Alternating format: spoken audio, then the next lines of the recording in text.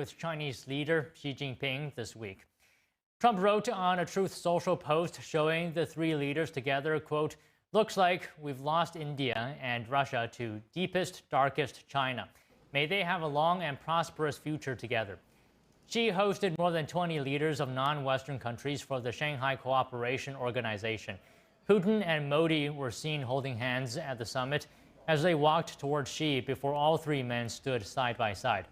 Modi's warming ties with China comes as India's ties with the U.S. chill because of India's purchases of Russia's sanctioned oil. The European Union's energy chief says it supports President Trump's plan to stop buying Russian oil. Yesterday, Trump said Europe's oil purchases are financing Russia's war effort. The bloc's energy commissioner says he agrees with the president and that Europe hopes for Trump's support. Not only has Putin weaponized energy against us, blackmailed member states, we are actually also indirectly helping finance Putin's war, and that needs to stop. And if President Trump agrees to that, then that is only a welcome support, because that is certainly our main objective. Trump told Western allies yesterday that Europe pays Russia over $1 billion annually in oil purchases, thus funding the war in Ukraine. The president also emphasized that European leaders should place economic pressure on China for funding Russia's war effort. The European Union is negotiating legal proposals to phase out imports of Russian oil and gas by 2028. The energy commissioner says he hasn't come under pressure from the U.S. to halt Russian oil purchases before the 2028 deadline. And he added that he'd welcome U.S. backing for the bloc's plan. President Trump is set to sign an executive order renaming the Pentagon's Defense Department back to its original title, the Department of War. Trump has argued the new name carries strength, recalling victories in World Wars I and II. Defense Secretary Pete Hegseth echoed that sentiment, saying words and titles matter. The move revives the title of the department when it was first established in 1789. Congress renamed it the Department of Defense in 1949 under the National Security Act.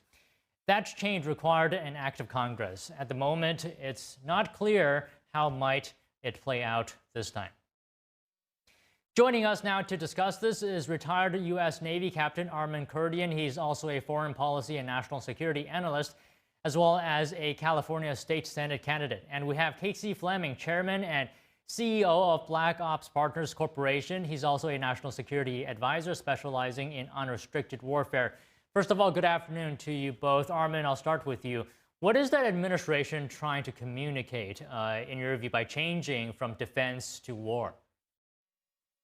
Good afternoon, Don. They're trying to communicate, as you said, strength, a different kind of perception, new U.S.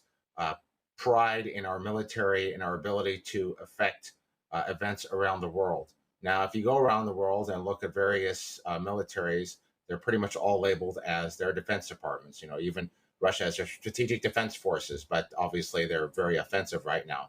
But perception is definitely a reality.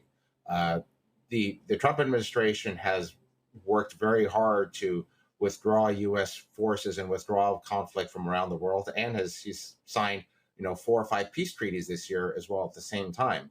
So this is a little bit of a dichotomy to rename the Department of Defense to the Department of War, to something that harkens back to the first couple of world wars. I'm not so sure how well it's going to play amongst the American people, let alone the rest of the world. So Casey, you heard what Armen said. What do you think here? How do you like the name change? I actually like the name change. I think it sends a message to the rest of the world, and perception certainly is reality. So I think it's the right thing to do. Hopefully Congress will approve it and we can move forward. The world is in a very precarious position now. You've seen now China, Russia, Iran, North Korea, certainly Pakistan's there. They've aligned together in what China calls a multipolar world. That's just for staging, window dressing. It's a bipolar world. It's communism versus the free world. So that's what's going on, and I think the naming is very appropriate for that. So Armen, are there any signs or signals of a shift in military strategy? For this administration, absolutely. Trump has definitely tried to disentangle the United States from foreign wars, and he had a very strong desire to disentangle the U.S. from Ukraine and Russia, but he's finding out that it's actually much harder to do. You saw back during his first administration, he was very clear and very single-minded when he went after ISIS, and basically the U.S. defeated ISIS and eliminated that threat from the rest of the world.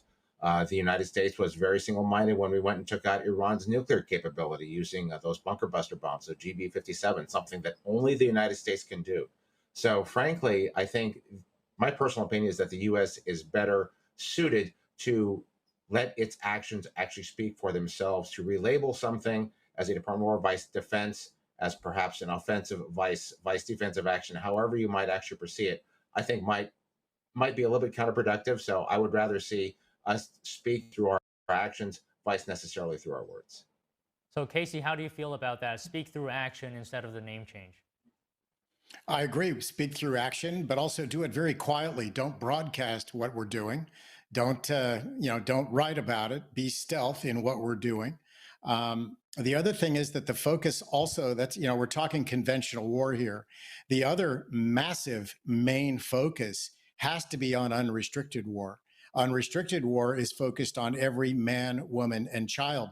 And we in the United States and the rest of the free world critically misread what our enemies are doing.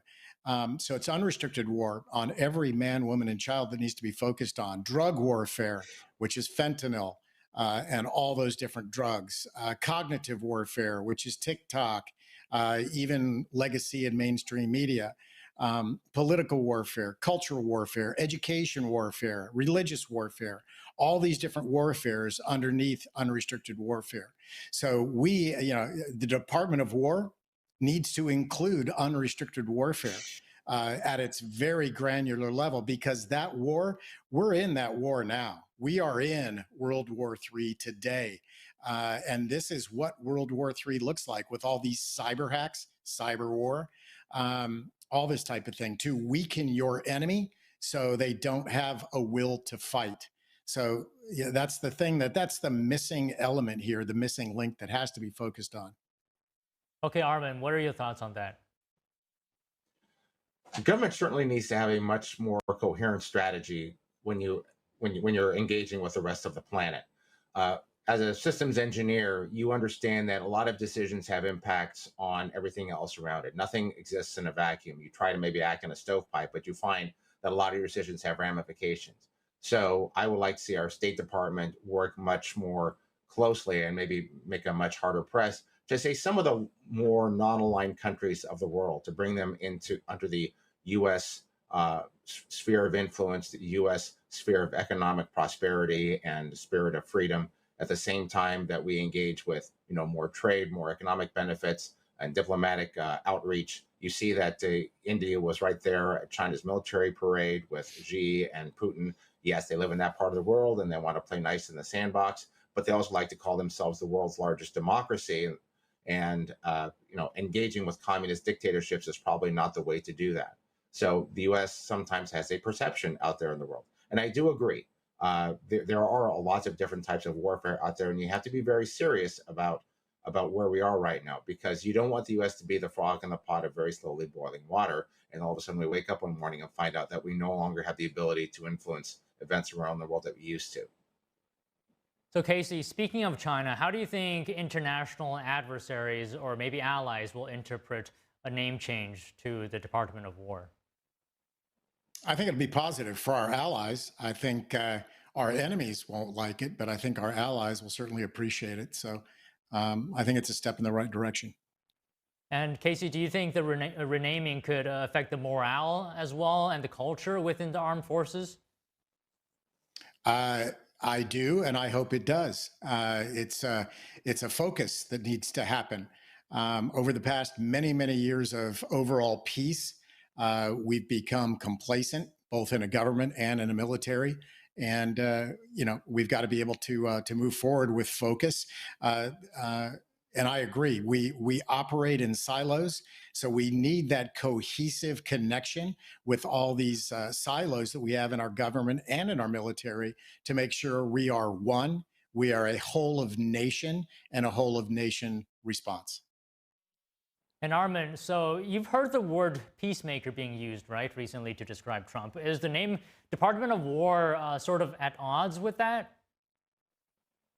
That's my concern because, as we said, we've seen him bring, conflict in Cambodia and Thailand to an end, India and Pakistan. So, and we have the Abraham Accords, and I know he wants to bring more countries under the Abraham Accords as a man of peace. So there is, like I said, a little bit of a dichotomy between what he's actually done and perhaps the verbiage of the perception for the Department of Defense. Look, as someone who's led, hundreds of men and women, in an operational squadron or in a systems command, having folks work under me, all I can tell you is that they want to be resourced and they want to be provided what they need to actually get the job done. They want to see their work lead to achievement and lead to success, and that's really what kind of drives the ball forward. The elimination of DEI, the elimination of wokeness within the military, I think was absolutely critical. It was killing recruitment. So in that sense, those actions, I think, have really provided significant dividends to perhaps the DoD's productivity. But the DoD still has problems in terms of how it spends money, some of its prioritizations, and a lot of the roadblocks it puts in its own ways in terms of defense acquisition, which basically cost us many billions of dollars a year with nothing actually to show for it. So there's still a lot more work to actually be done in that sense. I'd like to see that happen because a lot of these missiles we were shooting at these ballistic missiles, these drones, these $1 million, $4 million missiles against drones that cost maybe 1,000th of them is not a way to do business. So still a lot of work to do that I think is probably more important than renaming the entire department. Okay, just quickly, there's another topic I want your guys' comments on. So Trump highlighted that Russia earned about 1.1 billion euros from EU fuel sales last year. And important to note that that number's a small fraction of what it was in the first quarter of 2021. So Casey, on this topic, how significant is that figure in terms of sustaining Moscow's war? $1 billion is not, it doesn't move the needle much at all, but it is something that needs to be looked at, but it doesn't move the needle much at all. So it needs to be bigger swaths of decisions.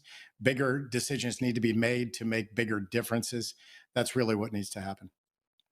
Okay, Armin, what do you think about this? Is $1 billion a significant amount? I'll answer your question like this. The U.S. can free the rest of the world from Russian tyranny, from Chinese oppression, by unleashing American energy and being the world's leading exporter of energy. LNG exports to Europe. If India wants more oil, then we need to get them some more oil. We need to get them more LNG. We need more ships and more large carriers in order to export some of that oil to them. We can be the world's provider of energy, and by doing that, we end the strangulate. We can strangle companies like Iran and China and Russia that basically, well, Iran and Russia that basically get a lot of their revenue from our oil, and perhaps China standalone is having to maybe pay cents on the dollar for Russian oil to try to keep their war effort going. Okay, I don't want to take up too much of your guys' time. Casey, I'll ask you one more thing. Trump called for coordinated economic pressure on China. What would be needed to be done for that to be the most effective? We would have to go to all of our allies and have a concerted and mapped out effort to starve the Chinese economy. So everybody needs to be in on that. So it's an economic move. It's also a security move. That's really what needs to happen. So China needs it. The world, from my crow's nest, the world is at war. We are in a war. It's just not a hot war yet. It's not conventional. It is certainly unrestricted war, again, to weaken your enemy by all means necessary within the borders of your enemy. And that's happening throughout the US, through Europe, Canada, Australia, all of our allies. And we all have to come together, but first of all, from a security perspective, also an economic perspective, and all operate as one. And I think that at that point, we will be able to make a significant difference on China, whose only goal is to completely eradicate the United States from the map. And that's where it's going. I've been doing this for 15 years. The story hasn't changed at all. Well, good discussion today. Thank you, Casey. Thank you, Armin. Thank you. Immigration and